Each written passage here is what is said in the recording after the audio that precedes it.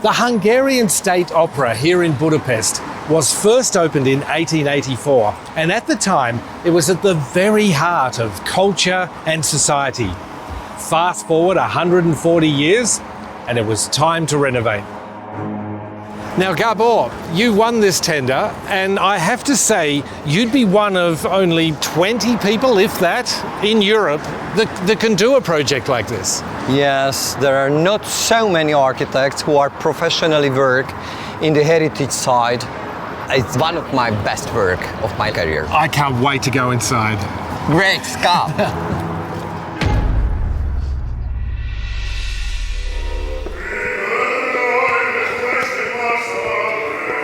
So they're getting ready for the performance? Yes, tonight it's Aida. We better talk quick. What kind of work did you do in here, in this all-important space? If you see the original pictures of the building and drawings, was total different space. When Miklós Ebel started the design, it was a social meeting point for the people who are interested in the art, and also they wanted to meet here. How can we put back the original sound which was 140 years ago was here?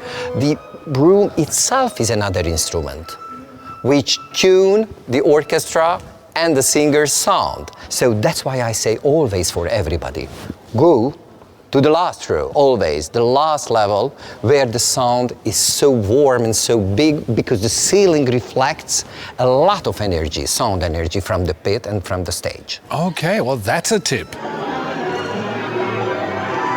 The audience is coming in. Maybe we've outstayed our welcome here. The royal box?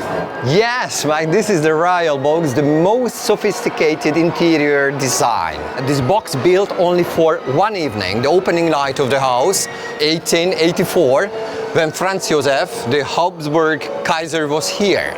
This sophisticated interior shocked everybody at that time. Yes. See the details.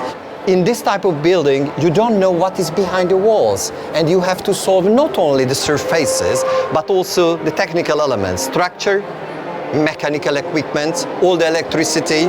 The building worked with candles for 11 years at that time. So 6 years of work. Okay, look, I think the performance is about to begin. Let's go. Let's go. Let's go.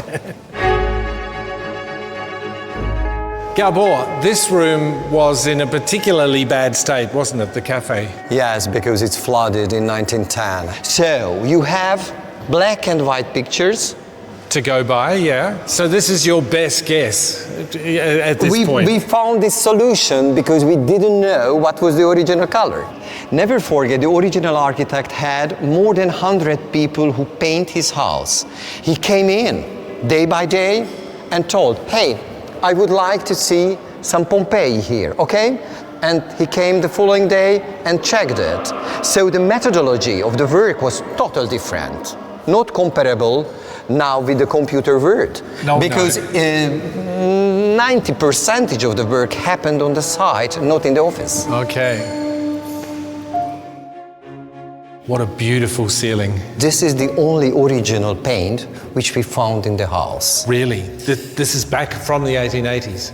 Yes, because nobody dared to touch it. Because this is the royal's staircase, incredible, bombastic, no? And as the king reached the first floor, the main floor, you find incredible nice stoneworks. This is not minimalism.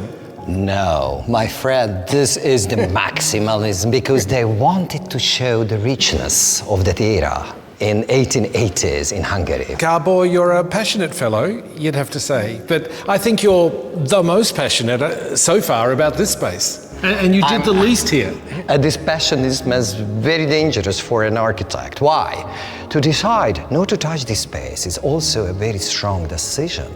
You would like to renew always the chandeliers and everything, but to don't touch it. I think this is a very heavy decision in the process. So there was work on the outside done as well? All the stones were dark.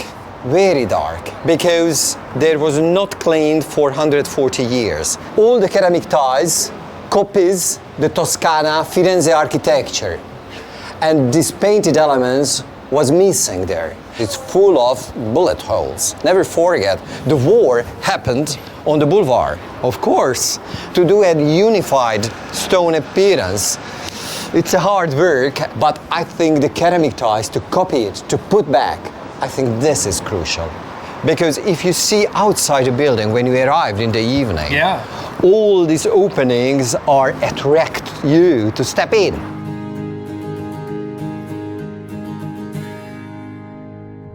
Anka, oh my goodness, we're backstage. I work here as a chief architect and facility management director, and now we are in the main stage of the Opera House, and there were two major parts of the renovation. One is the renovation of the public spaces, and the other one is the renovation and modernization of the stage technology and the backstage area.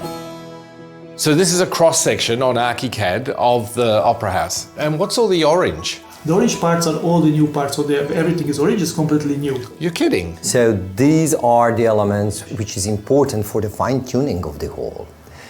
In 1910, they changed the original wooden elements to steel. Ah, so you converted it back to the original wood. To the original structure, and we don't do all the fine-tuning only on the auditorium, but on the pit itself also. We can raise up and sink down the pit as well. We could link the understall zone with the pit, so the fine-tuning of the hall happens day by day.